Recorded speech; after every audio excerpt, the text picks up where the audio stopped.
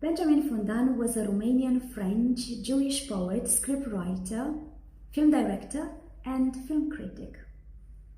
His film critics made him be considered the Nostradamus of cinema, especially because he talked about 3D movies and color cinema as early as 1933, when these notions were not even projects. Furthermore, through his film critics, he brought innovation in film industry, notions and strategies that could still be applied nowadays. And that is why I decided to research about his work. Today, I would love to share with you a short presentation focusing on sound and time, and I would start presenting time per se in Benjamin Fondane's life. So, Benjamin was born in Romania, in Iași, in 1898, 14th of November, the same date of birth as my father's, so it's very easy for me to remember. Benjamin was born in a cultural family. For example, his grandfather from the mom's side was a known writer.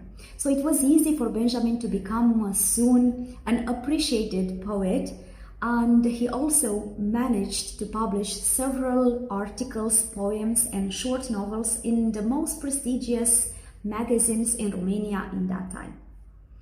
He also became very interested in theater, and he wrote several scripts for stage. And in 1919, when he moved to Bucharest, he launched a theater with his sister Lina, an actress, and his brother-in-law. So the work in theater was really interesting, but due to financial inconveniences as well as the anti-Semite movement in Romania in that time, the theater was soon after shut down.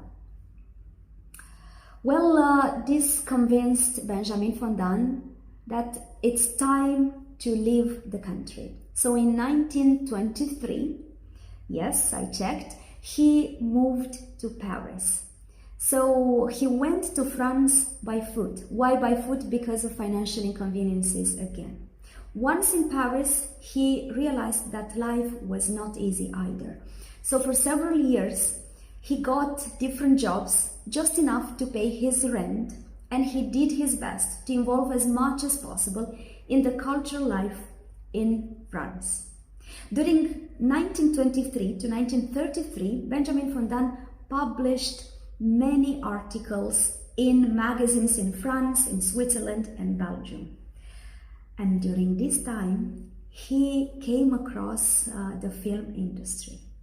He's really passionate about it, and after several volunteering activities in different film productions, he gets the opportunity to be hired by Paramount Pictures as a film director assistant and a script writer. This happened in 1929. Yes, it's right. In the same year, 1929, he is invited by Victoria Ocampo, a writer in Buenos Aires, to give a talk about avant-garde films. He confesses, Victoria, that he is writing a script for his own film and he would love to direct it. Well, in 1931, Paramount Pictures start a big project called Parada Paramount. Basically, one film would be shot in different countries in their own language due to the nationalist movement in the world. Fondane never agreed this movement and argued that cinema can't be saved anymore. It becomes national and talky. But anyway, he accepts to go back to Romania, specifically to Bucharest, to shoot the Romanian version of Parada Paramount, which was called Television. In the meantime, Fondane is publishing voraciously about the rejection of sound in film. So similar to Chaplin, Fondane rejects the usage of sound in film because it steals the suggestion power of the film. He said that the silent cinema is more appreciated, especially because it can express without words. Talkies destroy the beauty of silence, he said, as well as the oldest art in the humankind, which was the pantomime. He also considers that the silent cinema is still young. It's like a young art, and it has lots of resources to develop and impress.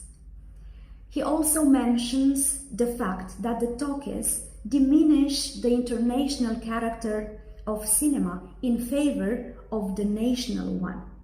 And he draws a line on the commercial risk of these talkies. He said that the cinema is spread in hundreds of film productions, and there is a danger of financial loss because the national market is too weak for its public requests. Furthermore, the sound in film ruined the producers and made everybody unhappy. Basically, Benjamin Fondane argues that sound only dubs the image and is basically unnecessary. On the opposite side, he explains how beautiful this silent cinema is, and he mentions that for the first time we have an art which uses the microscope, basically the gros plan, the close-up. So he's also explaining how this beautiful art is creating time in a film, and he explains how. So at the end and the beginning of a scene, with fade in and fade out, we have a sensation of white, which is an impression of time passing by. Then the dissolve into links the plans which were dispersed and overlaps the plans one in another and creates big moments in time. So time was created like this in silent films. The sound was a problem for Benjamin Fondane, but even though he agrees in 1936 to direct his own film using sound. So Victoria Ocampo, the one who invited Benjamin Fondane in 1929 to give a talk in Buenos Aires, managed to convince Falma Pictures, a production company in Buenos Aires, to finance Benjamin's first movie, a satire, which actually it was a musical called Tararira. The movie was very much appreciated by those who had the chance to watch it during the private screenings, and actually the writer Gloria Alcorta rated it as a masterpiece in her articles. Soon after the post-production, Benjamin Fondane returns to Paris, despite the danger of being captured by Nazis. He considered maybe that time or destiny can't be changed. And indeed, in 1944, he ends up gassed in Auschwitz. Before that, due to the pressure of the state of France and other cultural personalities, he had been offered release. But he refused, and he chose to die because he could not let his heart accept that he would live and his sister Lena, with whom he was captured with, would die there. So in 1944, both of them end up gassed in Auschwitz. Well, the sound, the call, the voice which Benjamin Fondane raised in the film industry vanished soon after his death.